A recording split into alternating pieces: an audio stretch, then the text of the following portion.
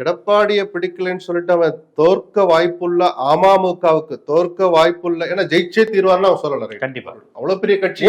நீங்க தினகரனை கூட திருச்சி தொகுதி எடுத்துப்போமே, திருச்சியில எடுத்து தினகரனாவது ஜெயிக்குவாருன்னு எல்லாரும் எதிர்பார்த்தோம். ஓரளவு கிட்ட நெருங்கி வருவாருன்னு. திருச்சியில ஜெயிப்பாங்கலாம் நினைக்க கூட இல்லை அமமுக நின்ன தொகுதி.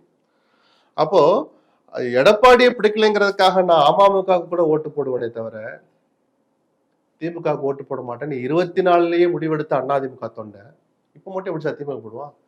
ஒரு விஷயம் புரிஞ்சுக்கோங்க சார், அதிமுகவின் அடிநாதமே திமுக எதிர்ப்பு தான். அது கொள்கையோ சித்தாந்தமோ தனிநபர் துதிப்பாடலோ தனிநபர் வழிபாடோ தனிநபர் மீது வைத்திருக்கிற மரியாதை என்ன வேணாலும் காரணமா இருக்கட்டும், அதிமுக திமுக போட மாட்டான். 89ல ரெண்டா பிரிஞ்ச போது திரும்ப சொல்றேன், கொத்து கொத்தா போனாங்கன்னா எங்கேயும் போல செந்தில் பாலாஜியோட தவிர வேற யாரோடையும் தொண்டர்கள் அப்படி மொத்தமா போகவே இல்லை. வேற எந்த தலைவர் கண்ணப்பல்ல திருநாவுக்கரசு யார் வேணா எதை வேணா எடுத்து எங்க போகும்போதும் அவர்கள் அப்படியே போகல. சேகர்பாபு பின்னாடி ஒரு போகல இல்ல.